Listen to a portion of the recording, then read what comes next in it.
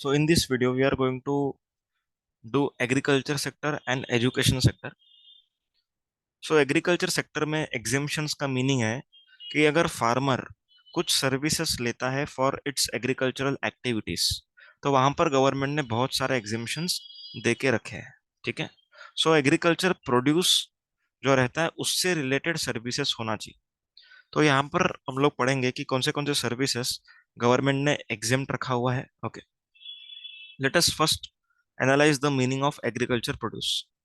Agriculture produce means any produce out of cultivation of plants, मतलब plant को उगा करके जो हमको मिला है। ओके, जो भी क्रॉप्स मिलते हैं, ठीक है, वो वाले प्रोड्यूस को क्या कहा जाएगा? Agriculture produce. And rearing of all life forms of animals except rearing of horses, मतलब कि अगर समझो शीप है। ओके, शीप का रियरिंग करेंगे हम लोग, तो हम लोग को क्या मिलता है? स्वेटर के लिए जो रॉ मटेरियल रहता है वो मिलता है। तो जो रियरिंग ऑफ एनिमल्स है, okay, that is also agriculture produce. But अगर हॉर्स का रियरिंग हो रहा है तो उसको हम लोग एग्रीकल्चर प्रोड्यूस नहीं बोलेंगे। फॉर फूड, फाइबर और फ्यूल और रॉ मटेरियल और other similar products on which either no further processing is done, मतलब कि जो क्रॉप्स निकला है या फिर जो भी रॉ मटेरियल निकला है by rearing of animals, okay, उसके ऊपर कोई फर्दर प्रोसेसिंग आप लोगों ने नहीं किया, या तो अगर कुछ फर्दर प्रोसेसिंग किया है तो उतना ही किया है कि उसका जो मार्केटेबल है, मार्केटेबिलिटी, वो सिर्फ प्राइमरी मार्केट में रहेगा, then only it would be called as agriculture produce. एक एग्जांपल लेता हूँ। अगर मान के चलो कि आप लोगों ने पोटैटो उगाया है, बराबर है, तो पोटैटो उगाने के बाद उसको क्लीनिंग वगैरह करना पड़ेगा क्योंकि वो रूट से निकलता है। तो क्लीनिंग वगैरह हम लोग करेंगे, उतना चलेगा, उतना प्रोसेसिंग चलेगा, लेकिन इतना प्रोसेसिंग नहीं चलेगा कि वो पोटैटो चिप्सी बन जाए। क्लियर है क्या? सो प्रोसेसिंग इज ओके, लेकिन वो प्रोसेसिंग कैसा होना चाहिए? It should not alter, okay, it should not alter essential characteristics for primary market. Okay, primary market तक ठीक है, उससे ज्यादा नहीं होना चाहिए। In respect of agriculture sector following are exempted: operations on agriculture produce such as cultivation, harvesting, threshing. Cultivation मतलब बोना। ओके, यहाँ पर मैं कुछ इमेजेस आपको बताता हूँ ताकि आप लोग उसको याद रख सको। यहाँ पर आप लोग देख पा रहे हो, देखिए ये कल्टीवेशन हो रहा है। ओके, दिस इज कल्टीवेशन, मतलब यहाँ पर झाड़ को लगाया जा रहा है। ओके, उसके बाद ये हार्वेस्टिंग है, मतलब झाड़ अपन ने लगाया था, प्लांट लगाया था, प्लांट से अभी जो भी क्रॉप है वो निकल रहा है। ओके, तो अभी हम लोग यहाँ से हार्वेस्टिंग करेंगे। ओके, उसके बाद थ्रेशिंग। थ्रेशिंग मतलब कि जो वीट रहता है, वीट, ओके, तो जो वीट के क्रॉप से वीट को अलग करना है तो उसको ऐसा पछाड़ना पड़ेगा, पटकना पड़ेगा। So that is called as threshing. उसके बाद पिसिकल्चर। पिसिकल्चर मतलब ब्रीडिंग ऑफ फिश। फिर आता है sericulture that is silk worm रहता है ना, सिल्क वॉर्म। ओके, उससे हम लोग ककून बनाते हैं एंड उससे सिल्क का साड़ी वगैरह बनता है। फिर फ्लोरिकल्चर। फ्लोरिकल्चर मतलब कि फ्लावर्स को मेंटेन करना, फ्लावर्स को उगाना। ठीक है, आगे का बाद में देखेंगे। उसके बाद testing of agriculture produce. Okay, मतलब अगर फार्मर ने कुछ एग्रीकल्चर प्रोड्यूस बनाया है, उसको हम लोग टेस्टिंग करके दे रहे हैं कि is it fit for consumption और नॉट। ओके, तो यहाँ पर जो भी हम लोग टेस्टिंग ऑफ एग्रीकल्चर प्रोड्यूस कर रहे हैं, such activity would also be exempted. Loading, unloading और supply of farm labour. Okay, loading unloading of agriculture produce is also exempted. मतलब कि अगर फॉर एग्जाम्पल किसी फैक्ट्री में, ठीक है, एग्रीकल्चरिस्ट के किसी फैक्ट्री में या फिर किसी गोडाउन में वो लोग गेहूं का गोनी वगैरह उठाते हैं, मालूम है? गेहूं का गोनी उठाने का चार्ज लेते हैं, लोडिंग अनलोडिंग। तो loading unloading is also exempt. उसके बाद सप्लाई ऑफ फार्म लेबर, मतलब मान के चलो कि कोई एग्रीकल्चरिस्ट है, उसको फार्म में काम करने के लिए 10 लेबर चाहिए 10 दिन के लिए, एंड मैं एक एजेंसी हूँ जो कि मेरे अंडर बहुत सारे लेबर्स एसोसिएटेड है। ओके, मेरे पास बहुत सारे लेबर्स है। मैंने क्या किया, 10 लेबर को मिस्टर एक्स के फार्म में भेजा। So I am providing the services of supplying the farm labor. Okay, so supply of farm labour is exempt. Tending, pruning, cutting. Tending, pruning, cutting मतलब कि झाड़ को काटना, प्लांट्स को काटना। टेंडिंग मतलब कि उसका देखभाल रखना। ठीक है, टेंडिंग प्रूनिंग सेम मीनिंग। तो ये सब करते हैं अपन, तो इसको क्या बोलते हैं? एग्जेम्पशन। ठीक है, इसको एग्जेम्पशन मिलेगा। ओके, टेंडिंग, प्रूनिंग, कटिंग ये सब एग्रीकल्चरल एक्टिविटीज से रिलेटेड है, इसीलिए इसको एग्जेम्पशन दिया हुआ। Which does not alter essential characteristics for primary market. Okay, primary market तक मार्केटेबल रहेगा, उतना हम लोगों ने प्रोसेसिंग किया है, उतना हम लोगों ने काम किया है, इट्स ओके। इतना काम नहीं करना है कि वो सेकेंडरी मार्केट में मार्केटेबल हो जाए, जैसे डायरेक्टली रिटेलर बेच सके, वैसा उतना काम नहीं होना चाहिए उसके ऊपर। ठीक है। फिर रेंटिंग और लीजिंग ऑफ एग्रो मशीनरी। अभी एग्रो मशीनरी का यहाँ पर एक इमेज मैंने बनाया, यहाँ पर डाउनलोड किया हुआ है, ये रहा। यहाँ पर बहुत सारे मशीन्स आपको दिख रहे होंगे जो एग्रीकल्चरिस्ट यूज करता है अपने फार्म में। ओके, बोने के लिए एक मशीन हो गया, हार्वेस्ट करने के लिए हो सकता है दूसरा मशीन यूज कर रहा हो, या फिर हो सकता है कि स्प्रिंकल करने के लिए अलग मशीन यूज कर रहा हो, या फिर ट्रैक्टर यूज कर रहा है प्लोइंग के लिए। तो वो सब मशीनरीज को कहा जाता है एग्रो मशीनरी। तो एग्रो मशीनरी को, ओके, एग्रो मशीनरी को हम लोग अगर रेंट पे दे रहे हैं, okay, we are renting agro machinery और we are giving it on lease, then in such case this transaction would be exempt. Renting और लीजिंग ऑफ वैकेंट लैंड मतलब कि अगर अपने पास एक खाली जगह है, उसको हम लोग भाड़े पर दे रहे हैं, ओके, रेंट पे दे रहे हैं, लीज पर दे रहे हैं, then also exemption would be granted. Services by APMC. जो एपीएमसी बोर्ड रहता है एग्रीकल्चर प्रोड्यूसर्स वाला, ओके, हर स्टेट में रहता है एपीएमसी मार्केट, मुंबई में वाशी में है। ओके, तो जो एपीएमसी मार्केट सर्विसेज प्रोवाइड करता है अपने मेंबर्स को, वो सब सर्विसेज एग्जिम्ट रहता है। एग्रीकल्चर एक्सटेंशन सर्विसेज, इसका मीनिंग होता है ट्रेनिंग सर्विसेज। ओके, फार्मर को हम लोग ट्रेनिंग वगैरह भी प्रोवाइड करते हैं कि ये सीजन में आपके सॉइल में, ओके, ये प्रोडक्ट आप लोग डाल सकते हो, ओके, उगा सकते हो। तो एग्रीकल्चर एक्सटेंशन सर्विस मतलब ट्रेनिंग टू फार्मर्स। उसके बाद ये तीनों हमने इमेज देख लिया, पिसीकल्चर, सेरीकल्चर, फ्लोरिकल्चर, ये तीनों ही एग्जाम्प्ट रहेगा। ब्रीडिंग ऑफ फिश, फिर ये सिल्क वॉर्म से रिलेटेड है।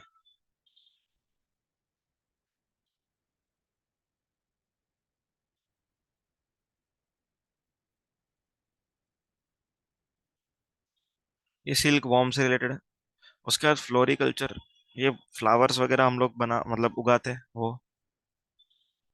उसके बाद whole gram pulse is an agriculture produce but not normal pulse like dal. ठीक है, उड़द दाल वगैरह रहता है वो नॉर्मल पल्सेस है, लेकिन काबुली चना हो गया, या फिर मटर हो गया, मटर एक white peas and green peas रहता है मालूम है, और भिगोया हुआ रहता है, उन सबको क्या कहा जाता है? होल ग्राम पल्सेस कहा जाता है। So whole gram pulse is treated as agriculture produce but normal pulse is not treated as agriculture produce. समझ में आ रहा है? मतलब अगर क्वेश्चन में आता है कि लोडिंग और unloading of whole gram pulse, then it would be exempt. लेकिन अगर क्वेश्चन में आता है लोडिंग और unloading of normal pulse, then it would be taxable. Other important points, rubber, green tea leaves and coffee is exempt. Processed coffee is taxable मतलब कि अगर हम लोगों ने रबर से रिलेटेड कोई सर्विस दिया, ग्रीन टी लीव्स को उगाने से रिलेटेड कुछ सर्विस दिया, या फिर कॉफी से रिलेटेड कोई सर्विस दिया, वो सब सर्विसेज एग्जेम्प्ट रहेंगी। लेकिन अगर हम लोगों ने प्रोसेस्ड कॉफी से रिलेटेड सर्विस दिया, then it would be taxable. आगे, lease of vacant land with storage shed meant for agriculture producer exempt. मतलब कि अगर हमारे पास खाली जगह है, ओके, जिसमें हम लोग कुछ स्टोर कर सकते हैं, कुछ स्टोर कर सकते हैं, तो स्टोरेज शेड जो रहेगा, ओके, उसके साथ जो लैंड हमने दिया हुआ है लीजिंग पे, वो एग्जेम्प्ट रहेगा। लेकिन कंडीशन क्या है? वहां पर एग्रीकल्चर प्रोड्यूस ही स्टोर होना चाहिए, for other purpose it would be taxable. Okay, agriculture produce मतलब जो भी वीट हो गया, ओके, बाजरा हो गया, जवार हो गया, कोई भी मतलब जो भी प्लांटेशन से उगा है, वो सब एग्रीकल्चर प्रोड्यूस है। उसके साथ साथ अगर कैटल फार्म वगैरह है, ओके, कैटल फार्म मतलब काऊ का तबेला वगैरह, तो वो सब भी इसके अंदर ही आ जाएगा। So cattle farm would be exempt. Okay, leasing of land for cattle farm is exempt. But अगर स्टड फार्म क्वेश्चन में आता है, स्टड फार्म का मीनिंग होता है हॉर्स से रेड हॉर्स। ओके, हॉर्स का देखभाल करने के लिए आपने एक फार्म को भाड़े पर दिया, तो यहाँ पर that renting would be taxable. लेकिन कैटल फार्म का रहेगा तो इट वुड बी एग्जेम्प्ट। आगे, processed products of black tea, green tea, white tea and jaggery are taxable. तो प्रोसेस्ड प्रोडक्ट जो रहता है, अभी ग्रीन टी लीव्स जो है वो एग्जेम्प्ट है, लेकिन ग्रीन टी जो लिप्टन का आता है मालूम है, डिप करके हम लोग पी सकते हैं, तो वो सब प्रोसेस जो प्रोडक्ट्स हैं, उनको प्रोसेसिंग का जो सर्विसेज दिया गया वो सब सर्विसेज टैक्सेबल रहेगा। ओके, उसके बाद pre conditioning, pre cooling, ripening, waxing, retail packing. Okay, pre conditioning and pre cooling का मीनिंग होता है कि अगर समझो हम लोगों ने, समझो पोटैटो परचेस किया, ओके, उसका सीजन नहीं है, पोटैटो परचेस कर लिया है ऑफ सीजन, क्योंकि सस्ते में मिलेगा। अभी ऑफ सीजन अगर आपने पोटैटो परचेस किया हुआ है,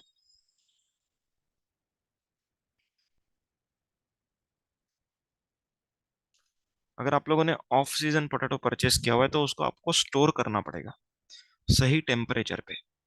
ओके, तो सही टेम्परेचर पे अगर हम लोग उसको स्टोर करेंगे कोल्ड स्टोरेज में, तब जाके क्या होएगा, उसका जो अंदर का वाटर कंटेंट है वो कम नहीं होएगा। क्लियर है पॉइंट? तो यहाँ पर प्री कूलिंग का जो सर्विसेज है वो हम लोग लेते हैं। फिर राइपनिंग मतलब पकाना। देखिए, कैरी को हम लोग पकाते हैं तो आम बनता है, तो कैरी को पकाने का जो सर्विसेज है it is called as ripening service. फिर वैक्सिंग, वैक्सिंग मतलब कि शाइन प्रोवाइड करना। Okay, to provide shine. अभी जो ऑरेंज तुम लोग देखते हो मार्केट में, वो शाइन होता है। शाइन क्यों हो रहा है? क्योंकि उसके ऊपर वैक्सिंग किया हुआ है। क्लियरिंग, क्लियर है पॉइंट? उसके बाद retail packing and labelling of fruits and vegetables. मतलब जो छोटे छोटे पैकिंग में होता है, मालूम है, एप्पल का आपको अ, एक बास्केट मिलता है, तो रिटेल पैकिंग होगा। लेबलिंग मतलब कि आपको एप्पल के ऊपर एक स्टिकर वगैरह लग के मिलता है। ओके, स्टिकर वगैरह लग के मिलता है ना, उसको बोलते हैं labelling. California Apple, Kashmiri Apple ऐसा लिखा रहता है, तो उन सबको क्या कहा जाता है? Labelling of fruits and vegetables which do not alter essential characteristics of the said fruits or vegetables are exempt। मतलब essential characteristics वैसा ही रहेगा, then they are exempt। Next, services provided by National Center for Cold Chain Development by way of cold chain knowledge dissemination। Okay, तो यहाँ पर क्या लिखा हुआ है कि एक कोल्ड चेन डेवलपमेंट का एक अथॉरिटी है। ओके, अगर वो लोग कोल्ड चेन का नॉलेज डिसेमिनेशन कर रहे हैं, नॉलेज डिसेमिनेशन मतलब कि नॉलेज प्रोवाइड करना। Okay, to provide knowledge in relation to cold chain development, मतलब कि आपको क्या टेम्परेचर पे स्टोर करना चाहिए, कैसे स्टोर करना चाहिए, क्या प्रिकॉशंस लेना चाहिए, तो ये सब सर्विसेज आपको अगर मिल रही है तो वो सब सर्विसेज क्या रहेंगी? Except. Next, cleaning of wheat outside the farm. Okay, wheat का अगर साफ सफाई करवा रहे हो आप लोग फार्म के बाहर, तो भी एग्जेम्प्ट रहेगा। Sales commission for wheat is exempt. Okay, अगर आपको व्हीट बेच के सेल्स कमीशन मिल रहा है, वो भी एग्जेम्प्ट रहेगा। उसके बाद milling of paddy into rice. अभी जो अपने को राइस मिलता है वाइट दाना, ये वाइट दाना जो है वो काफी प्रोसेस के बाद आता है। ओके, डायरेक्ट वाइट नहीं रहता है, पहले वो ब्राउन कलर का उसके ऊपर कोटिंग रहता है। ठीक है, यहाँ पर देखो,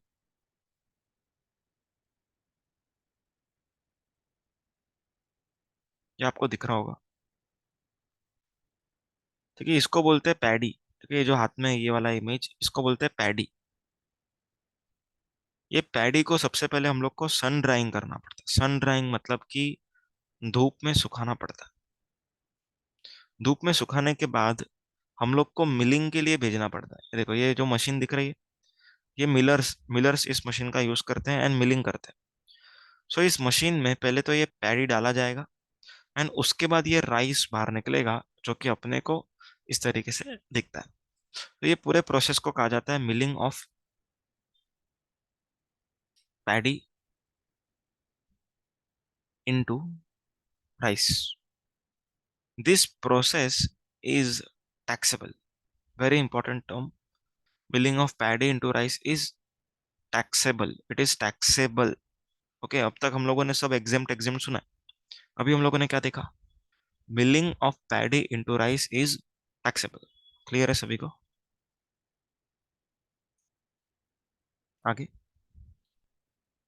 loading, unloading, packing, storage of agriculture produce is exempt. Okay, जो भी आप लोग लोडिंग अनलोडिंग कर रहे हो तो हमने ऊपर देखा, पैकिंग ऑफ एग्रीकल्चर प्रोड्यूस मतलब गोनी में उसको पैक करने का, या फिर स्टोर करना, वेयर हाउसिंग करना, ये सब एग्जेम्प्ट रहेगा। ठीक है, राइस के लिए किया तो भी एग्जेम्प्ट रहेगा, लेकिन milling of paddy into rice is taxable. उसके बाद, artificial insemination of livestock other than horses are exempt.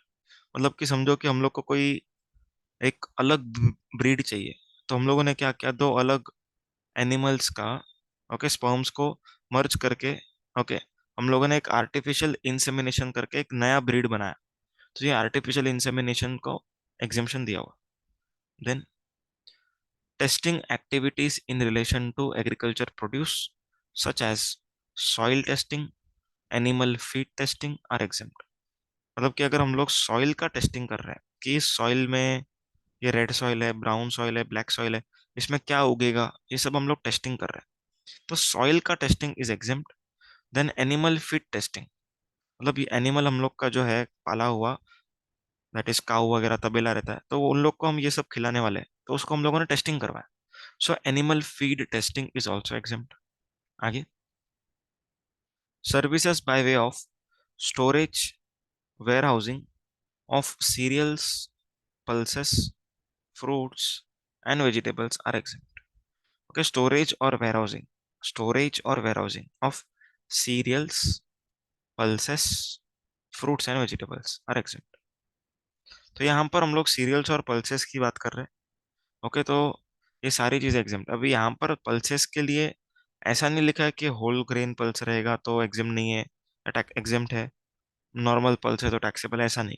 Whole grain हो चाहे होलग्राम हो चाहे नॉर्मल हो, दोनों को एग्जेम्पशन मिलेगा। ओके, दोनों पल्सेस को एग्जेम्पशन है। किस चीज का एग्जेम्पशन है? स्टोरेज और वेयर हाउसिंग का। Clear point? तो यहाँ पर अपना एग्रीकल्चर प्रोड्यूस हुआ। अभी हम लोग एजुकेशन सेक्टर करेंगे।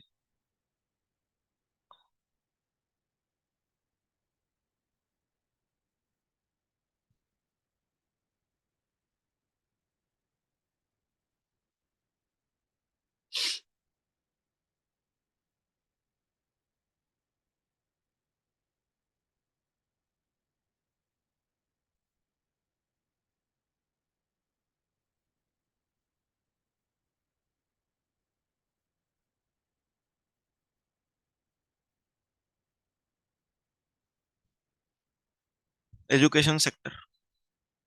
अब एजुकेशन सेक्टर मतलब क्या है? एजुकेशन सेक्टर, सबसे पहली बात, it does not include commercial coaching classes.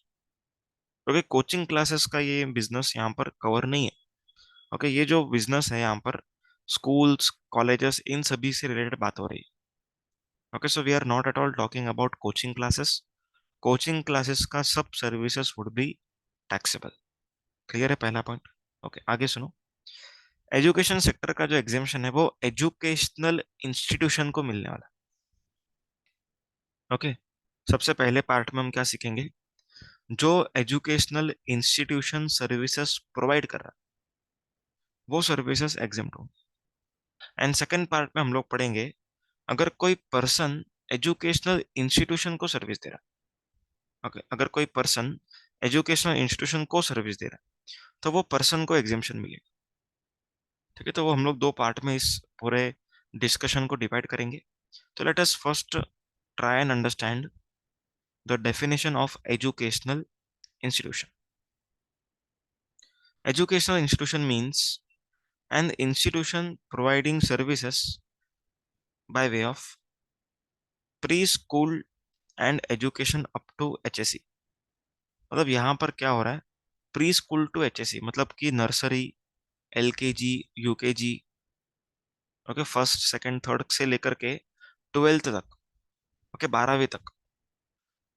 So pre school से लेके एचएससी तक अगर कोई स्कूल है या फिर कोई जूनियर कॉलेज है, यहाँ तो यहाँ पर दो चीज कवर है, स्कूल प्लस जूनियर कॉलेज। यहाँ पर ग्रेजुएशन कोर्सेज कवर्ड नहीं है, okay graduation courses are not covered. तो यहाँ पर pre school to HSC services are exempt. Okay, मतलब बेसिकली एग्जेम्पशन जाने दो अभी के लिए।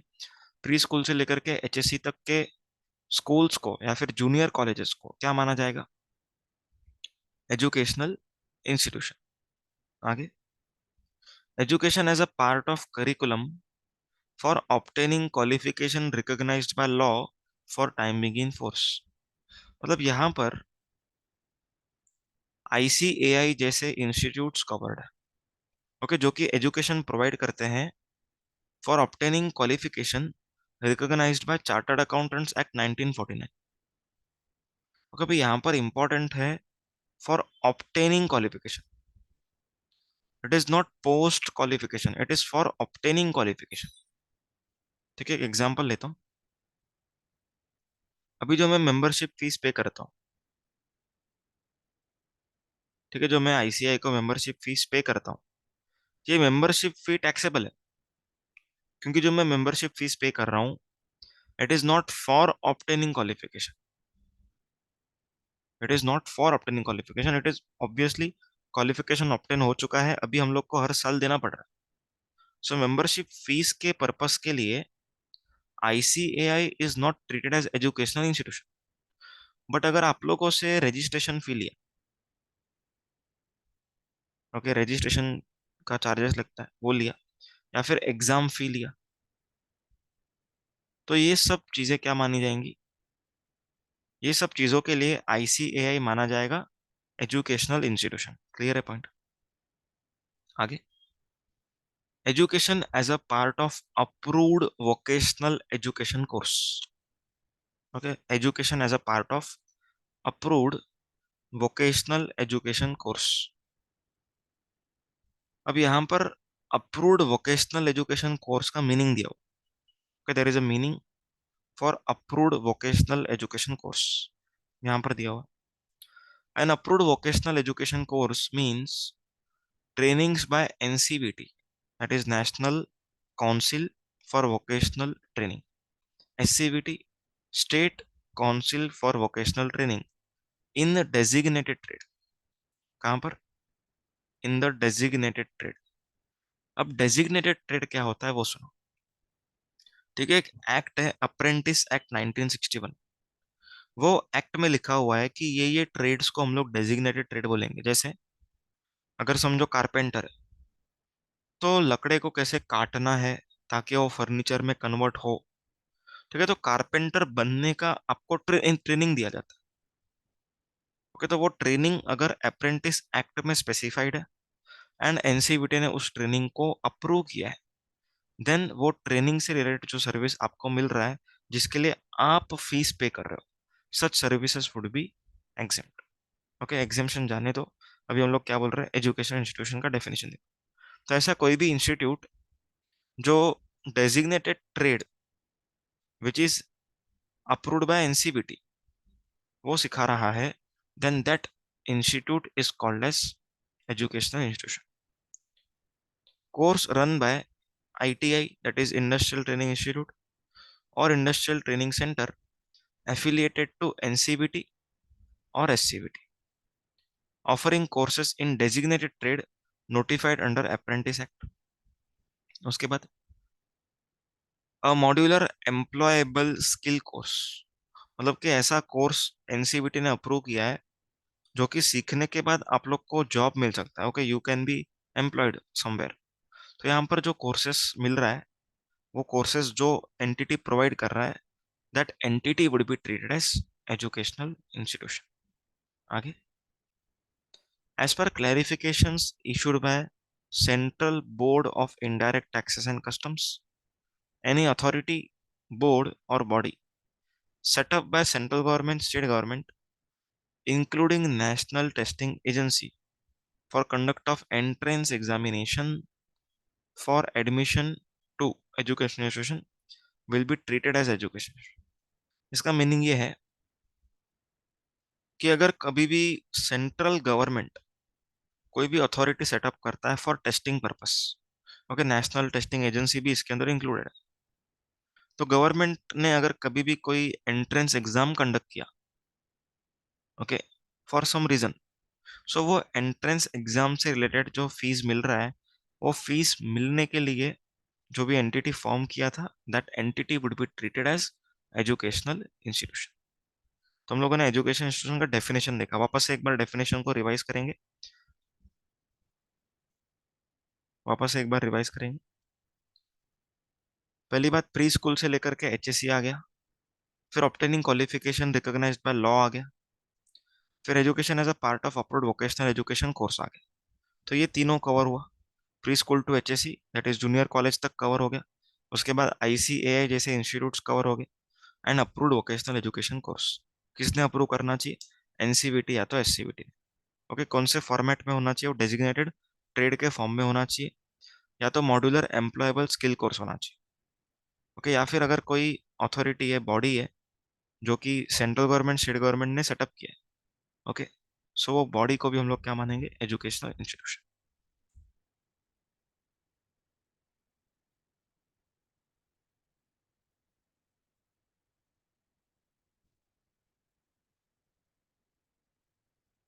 अब हम लोग स्टार्ट कर रहे हैं exemptions related to educational institution. ठीक है, एग्जेम्पशंस अभी हम लोग स्टार्ट कर रहे हैं। सबसे पहला पार्ट जो यहाँ पर आपको दिख रहा है, उस पार्ट में लिखा हुआ है services provided by educational institution. Okay, तो यहाँ पर हम लोग क्या देख रहे हैं? एजुकेशनल इंस्टीट्यूशन सर्विसेज प्रोवाइड कर रहा है। क्या कर रहा है? प्रोवाइड कर रहा है, provide services provided by educational institution. मतलब कि यहाँ पर एजुकेशनल इंस्टीट्यूशन का सेल्स माना जाएगा। ओके, वो लोग सेल कर रहे हैं, सर्विसेज दे रहे। एंड जो बी पार्ट है, इसमें क्या देखने वाले हम लोग? Services provided to education institution. To का मीनिंग होता है कि हम लोग को, दैट इज अगर हम एजुकेशन इंस्टीट्यूशन है तो हमको कोई सर्विस देने वाला है, तो जो पर्सन हमको सर्विस देने वाला है, उस पर्सन को एग्जेम्पशन मिलेगा। Are you all getting the point? तो फर्स्ट वाले में क्या है? फर्स्ट वाले में एजुकेशन इंस्टीट्यूशन का सेल्स को एग्जेम्पशन दिया हुआ, एंड सेकंड वाले में एजुकेशन इंस्टीट्यूशन के परचेजर्स को एग्जेम्पशन दिया। ओके, दो सिनेरियोज है, दोनों एकदम ऑपोजिट है। फर्स्ट वाले में सेल्स आर एग्जेम्प्ट, सेकंड वाले में some purchasers are exempt. Let us understand कौन सा सेल्स एग्जेम्प्ट है।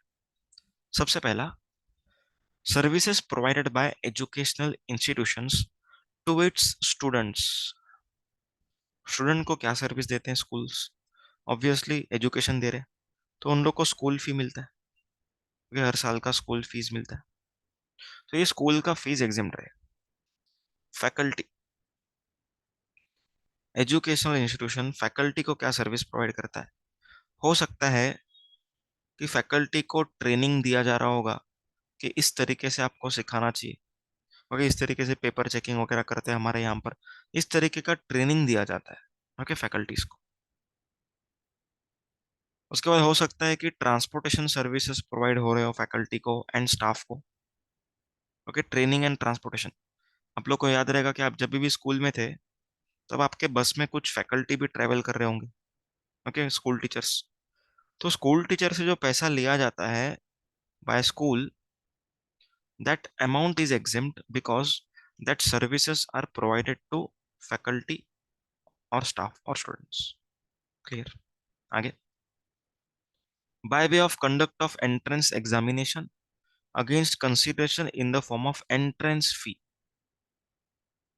ओके, यहाँ पर क्या कवर हो रहा है? अगर समझो कोई एजुकेशन इंस्टीट्यूशन है, वो एंट्रेंस एग्जाम कंडक्ट कर रही है, ओके, जैसे आईसीआई अगर समझो इंटर का एग्जाम कंडक्ट कर रही है, ओके, फाइनल के लिए एंट्रेंस एग्जाम है, foundation is the entrance exam for inter.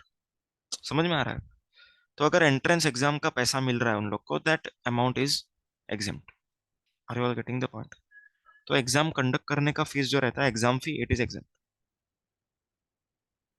अब जो इंपॉर्टेंट एरिया है वो अभी हम लोग कर रहे हैं। That is second part. ये वाला पार्ट सबसे important. Services provided to education institution, to, यहाँ पर लिखा हुआ है टू एजुकेशन इंस्टीट्यूशन। टू का मतलब क्या हुआ? यहाँ पर कोई सप्लायर है जो क्या कर रहा है, एजुकेशनल इंस्टीट्यूशन को सर्विस दे रहा है। कोई सप्लायर है सर्विस का, वो क्या कर रहा है, एजुकेशनल इंस्टीट्यूशन को सर्विस दे रहा है। तो यहाँ पर हम लोग कौन से सर्विस देखें, देखो तीन कैटेगरी है, एक दो एंड तीन। सबसे पहला वाले कैटेगरी में तीन सर्विसेज कवर्ड है, लेकिन सारे educational institutions as a recipient covered नहीं है। वापस रिपीट करता हूँ, ये तीन services if provided to some specific educational institution, then they are exempt. But if these three services are provided to other than specified education institution, then such services would be taxable. Okay, not exempt. It would be taxable.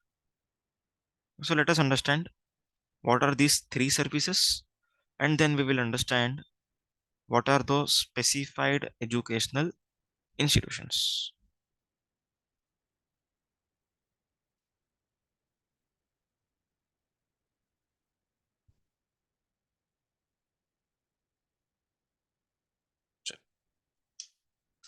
सबसे पहला, transportation of students, faculty and staff. Transportation of students, faculty and staff,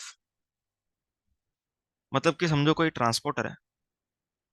okay, मैं white board भी open कर लेता हूँ।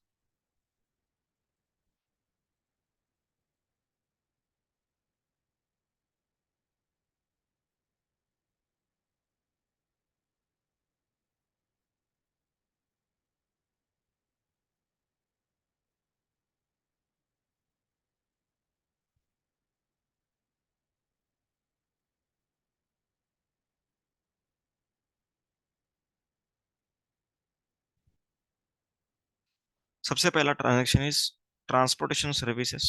Okay, transportation of student, faculty and staff. Transportation of student, faculty and staff.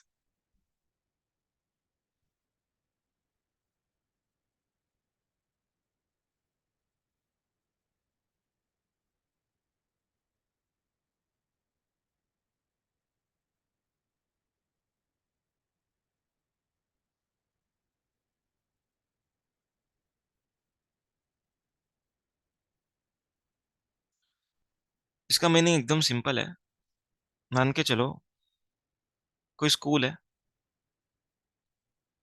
Okay, school ने एक बस transporter को higher किया। ओके, बस वाले को हायर किया जो बस ट्रांसपोर्टेशन सर्विसेज दे रहा है, बस ट्रांसपोर्टेशन सर्विसेज। सो दिस बस transporter is providing services to school, and school is providing services to transport students, faculties और staff। अब यहां पर ध्यान से सुनना, हम लोग जो एग्जेम्पशन की बात कर रहे हैं वो ये वाले एरिया के एग्जेम्पशन की बात कर रहे हैं। We are talking about this exemption, ये एग्जेम्पशन की बात कर रहे हैं। सो बस ट्रांसपोर्टर स्कूल को जीएसटी चार्ज करेगा कि नहीं, ये डिस्कशन है। क्योंकि स्कूल का आउटवर्ड सप्लाई तो एग्जेम्प्ट ही रहेगा, ये तो ऑलरेडी डिसाइडेड है। सर कैसे डिसाइडेड है? ये स्कूल का आउटवर्ड सप्लाई है, मतलब ये हम लोगों ने ऑलरेडी वन में देखा। ओके, जो ऊपर का पार्ट हमने देखा उसी में था वो तो। अभी हम लोग क्या पढ़ रहे हैं, ये वाला। तो गवर्नमेंट सेस, अगर ट्रांसपोर्टेशन सर्विस प्रोवाइड किया जा रहा है किसी एजुकेशन इंस्टीट्यूशन को, एंड वो एजुकेशन इंस्टीट्यूशन प्री स्कूल से लेकर के, ओके, प्री स्कूल से लेकर के एचएससी, ओके, प्री स्कूल से लेकर के एचएससी तक का ट्रांसपोर्टेशन करवा रही, सॉरी, प्री स्कूल से लेकर के एचएससी तक का एजुकेशन प्रोवाइड कर रही है। ओके, तो ऑब्वियसली वही बच्चे ट्रांसपोर्टेशन हो रहे हैं। सो प्री स्कूल से एचएससी तक के अगर पढ़ाई करवाने वाली school, then the transaction is exit. लेकिन अगर कोई और है, कोई अदर्स है, then it would be taxable, then it would be taxable. Clear है पॉइंट? सो स्कूल रहेगा बेसिकली, तो एग्जेम्पशन तो आएगा ही, तो यहाँ पर मैं लिख देता हूँ educational institution. So if transportation services are provided to educational institution which is engaged in providing pre school to HSC, तो एग्जेम्पशन मिलेगा, किसको मिलेगा? इस बस ट्रांसपोर्टर. एंड अगर अदर रहेगा then it would be taxable. Clear है point? Other रहेगा तो इट वुड बी टैक्सेबल. लेकिन अगर एजुकेशन इंस्टीट्यूशन सर्विसेज प्रोवाइड करती है then it would be always exempt. और एक एग्जांपल लेता हूँ. मान के चलो कि ICAI ने एक बस ट्रांसपोर्टर को हायर किया. और ये क्यों हायर किया है? जो भी स्टूडेंट्स एग्जाम अपियर कर रहे हैं उनके सेंटर तक पहुंचने के लिए. तो यहाँ पर बस ट्रांसपोर्टर जो सर्विस प्रोवाइड कर रहा है ICAI को, these services are taxable because ICAI is providing higher education than preschool to HSC. So this service is taxable. But ICAI जो स्टूडेंट को प्रोवाइड करेगा, this services would B exempt because ICAI is a education institution. Services by education institution to student are exempt. तो यहाँ पर ICAI का जो outward supply है, since this outward supply is exempt, since this outward supply is exempt, ICAI is not eligible to avail ITC which is passed on by business bus transporter. Clear है क्या? तो ICAI को इसका ITC नहीं मिलेगा. आ रहा है सबको समझ में? क्लियर है क्या? Second is catering services including mid day meals scheme sponsored by CGSD UT. So catering service provide हो रहा है. केटरिंग मतलब खाने पीने का सर्विसेज. अभी आप लोगों ने देखा रहेगा कुछ स्कूल्स होती है जहां पर सुबह का जो नाश्ता है, ओके, वो ये लोग प्रोवाइड करते हैं. So school is providing food to its student. अब ये फूड प्रोवाइड करने के लिए स्कूल ने क्या किया रहेगा? स्कूल ने एक केटरर को हायर किया. ओके, केटरर को हायर किया. अभी वो केटरर स्कूल को सर्विस दे रहा है, स्कूल आगे स्टूडेंट को सर्विस दे रहा है. सो केटरर जो स्कूल को सर्विस देगा वो एग्जेम्प्ट रहेगा अगर अगर ये प्री स्कूल टू HSC रहेगा तो. सो एजुकेशन इंस्टीट्यूशन यहाँ पर मैं लिख रहा हूँ. So this education institution if it is pre school to HSC then catering services provided to such education institution would be exempt, and in other cases it would be taxable. Clear है? तो अभी एक और example लेते हैं जो taxability के लिए आएगा. मान के चलो कि ICAI ITT and OT, okay, जो आप लोग का इंफॉर्मेशन टेक्नोलॉजी ट्रेनिंग या फिर ओरिएंटेशन प्रोग्राम होता है, ITT OT जो जो भी है. तो ये जो ITT OT प्रोग्राम्स रहता है, इसमें आप लोग को सुबह का अगर रहेगा तो नाश्ता वगैरह भी मिलता है. तो ICAI ने क्या किया है, एक केटर को हायर किया. उसको बोला कि एक काम करो, सुबह का नाश्ता लगा दो. तो ICAI क्या कर रहा है? ये स्टूडेंट को सर्विस दे रहा है. अभी स्टूडेंट से ऑब्वियसली अलग चार्ज नहीं करते, जो भी GMCS ITT का OT का फीस रहता है उसी में आ जाता है. सो caterer providing services to ICAI would be taxable. Okay, it would be taxable. Why it is taxable? Because ICAI is providing education which is not preschool to HSC. So this transaction is taxable. However, this transaction would be exempt because ICAI is an education institution. ITT-OT is required for obtaining qualification under law. तो बिना ITT-OT के कोई CA नहीं बन सकता है. तो यहाँ पर ITT-OT जरूरी है. So since outward supply of ICAI is exempt, the inward supply of ICAI would be block credit. Okay, ये ITC नहीं मिलेगा. आउटवर्ड एग्जेम्प्ट है इसीलिए ITC नहीं मिलेगा. समझ में आया पॉइंट? आगे including mid day meal scheme sponsored by CGSD UT. तो अगर mid day meal scheme government ने स्पॉन्सर किया है तो भी एग्जेम्पशन दिया जाएगा। आगे, सिक्योरिटी और हाउस कीपिंग सर्विसेज, सिक्योरिटी और क्लीनिंग और housekeeping services performed in such education, very important. Perform कहां पर होना चाहिए?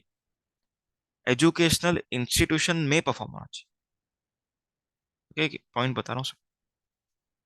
अगर समझो सिक्योरिटी गार्ड है, ओके, किसी एजेंसी से आया है, तो वो एजेंसी अगर प्री स्कूल टू एचएससी को सर्विसेज दे रहा है, then the security services are exempt. But अगर उस स्कूल ने एनुअल डे फंक्शन के लिए सर्विसेज लिया है, जो कि फंक्शन होने वाला है एजुकेशनल इंस्टीट्यूशन के बाहर, दूसरे किसी ग्राउंड में होने वाला है, वहां पर सिक्योरिटी को लेके आ गए, तो यहाँ पर वो सर्विसेज टैक्सेबल रहेगा। Are you all getting the point? So कहाँ पर परफॉर्म होना चाहिए ये सब सर्विसेज? एजुकेशनल इंस्टीट्यूशन में ही परफॉर्म होना चाहिए। सो सिक्योरिटी और क्लीनिंग और housekeeping services are exempt only when two conditions are fulfilled. Condition number one, such educational institution should be preschool to HSE. And second condition, such services should be performed in education institution. Clear point? तो यहाँ पर ये तीनों services, TCS इसका short form है, transportation, catering, security and housekeeping. तो ये तीनों सर्विस एग्जाम कब रहेगा? जब प्री स्कूल टू HSE को दिया तब एग्जाम। अगर उससे हायर को दिया then it is taxable. Clear है? आगे, fourth, services relating to admission to और conduct of examination by such institution are always exempt, always exempt। इसके एग्जांपल्स लेते हैं।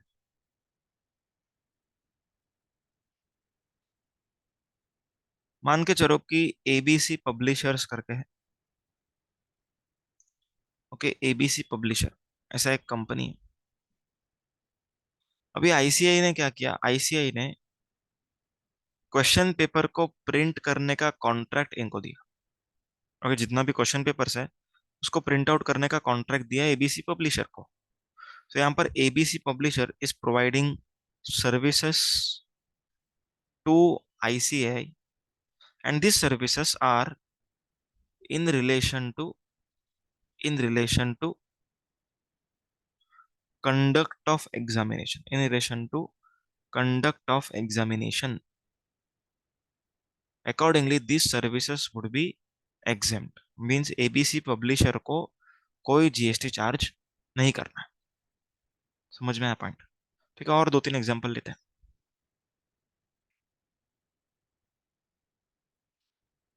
समझो कि ICAI ने, ओके, मई मंथ से, मई 2 या 3 जो भी है, मई 3 से एग्जांपल ले रहा हूँ खाली, एक्चुअल डेट नहीं मालूम मेरे को एग्जाम्स का।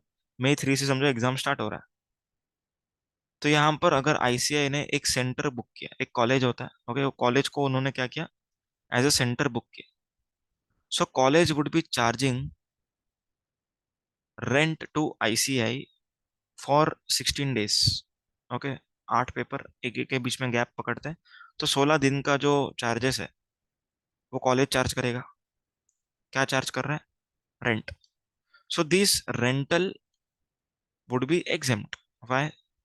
Because this is services in relation to conduct of examination. Okay, conduct of examination is important. चलो अभी और एक एग्जांपल दे रहा हूँ, सोच समझ के आंसर करना। एक स्कूल है, ओके, उसने एक प्रॉपर्टी को रेंट पे लिया है। ओके, एक प्रॉपर्टी को रेंट पे लिया है for running the school, for running the school, for running the school, and not for conducting examination. Okay, तो यहाँ पर जो भी लैंडलॉर्ड रहेगा वो सर्विसेज जो दे रहा है स्कूल को, these services would be taxable. It won't be exempt. It will be taxable. क्यों टैक्सेबल? सर अभी तो रेंट आपने एग्जाम बोला, अभी बोल रहे हो टैक्सेबल। Reason is different. यहाँ पर रीजन था कंडक्ट ऑफ एग्जामिनेशन, एंड यहाँ पर reason is not conduct of examination, reason is running the school. आ रहा है कुछ समझ में? क्लियर है पॉइंट्स?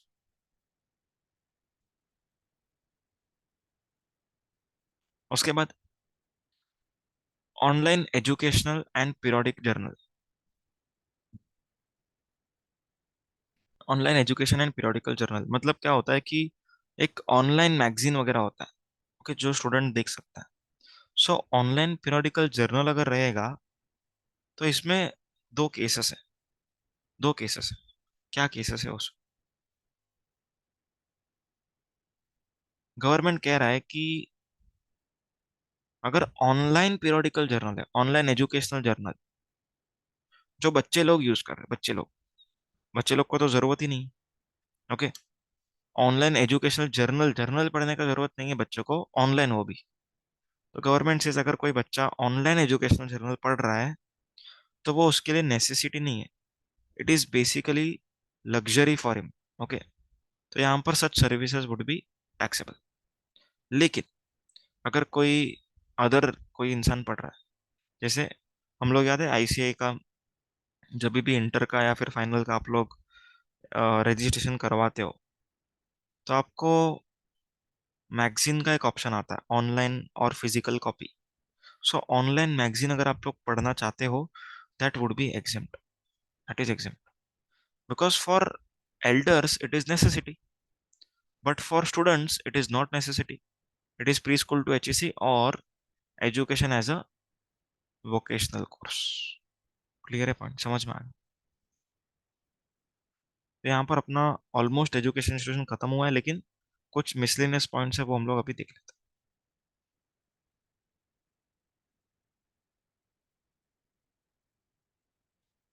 सबसे पहला, education as a part of curriculum for obtaining qualification recognized under law in India is exempt, okay. Indian law होना चाहिए, ऐसा नहीं कि इंडिया के बाहर का लॉ होगा। अगर इंडिया के बाहर का लॉ रहेगा then it would be taxable. जैसे एसीसीए, ओके, अगर एसीसीए का कोई ब्रांच ऑफिस यहाँ पर है तो वो लोग जो सर्विसेज प्रोवाइड करते हैं education, it would be taxable. आगे, services provide by boarding schools along with residence and food are exempt because predominant supply is education obviously। तो हॉस्टल वगैरह में जो आपको रहना और खाने का सर्विसेज मिल रहा है तो ये दोनों सर्विसेज एग्जिम्ट रहेगा। क्यों? क्योंकि आपका जो प्रिंसिपल सप्लाई है एजुकेशन वो क्या है, एग्जिम्ट। आगे, ये वाला पॉइंट अपन वाइट बोर्ड पे करते हैं।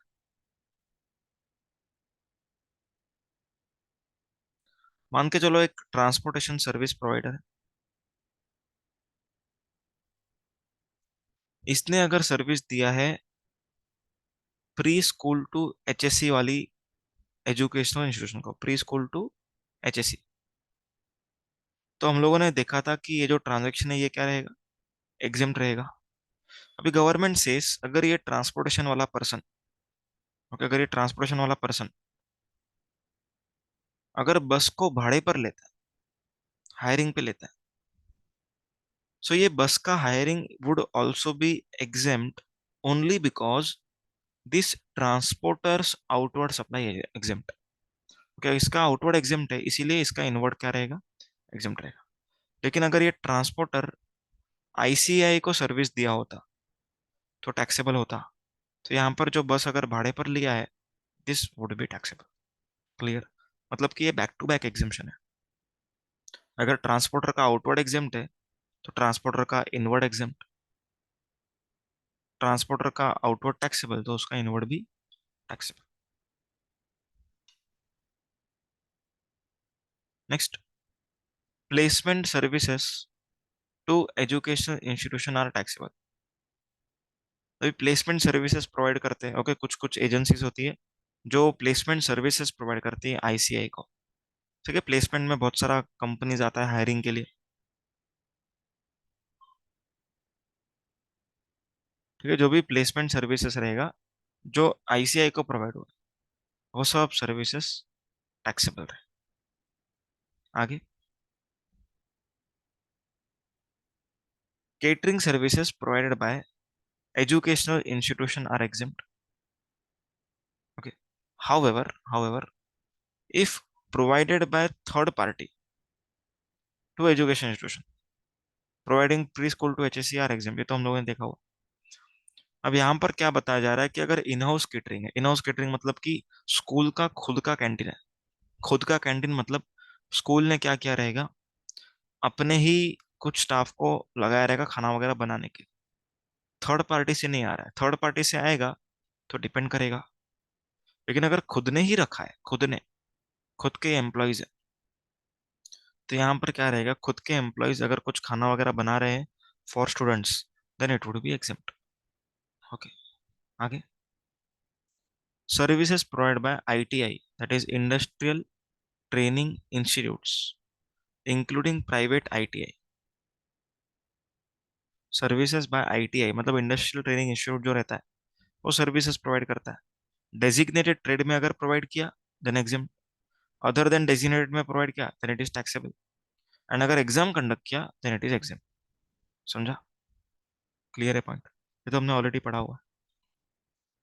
Then foreign courses by private institutes are taxable, मतलब जो एसीसीए वगैरह का जो कोर्सेस रहता है वो सब कोर्सेस टैक्सेबल रहेगा। Maritime institutes are educational institution and the courses conducted by them are exempt. Maritime institutes मतलब कि जो नेवल ऑफिसर्स को ट्रेनिंग दिया जाता है, ठीक है, अगर पानी के थ्रू आप लोग सिक्योरिटी कर रहे हो बॉर्डर पे, पानी के थ्रू मतलब कि वाटरवेज से कोई टेररिस्ट वगैरह ना आ जाए, उसके लिए पूरा प्रॉपर वहां पर अरेंजमेंट रहता है, तो वो सब सिखाया जाता है by maritime institutes. So these services would be exempt. Issuance of migration certificate और leaving certificate to ex students are exempt. तो अगर आपको स्कूल वगैरह लिविंग सर्टिफिकेट दे रहा है या फिर माइग्रेशन करने के लिए सर्टिफिकेट दे रहा है, इंडिया के बाहर जाने के लिए एक बोनाफाइड सर्टिफिकेट वगैरह लगता है, तो वो सब certification charges are exempt. So here we complete with education sector. अच्छा, एक पॉइंट रह गया, courses by IIM. Courses by IIM, taxability of courses offered by IIM, that is MBA का कोर्सेज रहता है। सो शॉर्ट ड्यूरेशन कोर्स रहेगा तो taxable, and long duration course रहेगा तो एग्जिम्प्ट।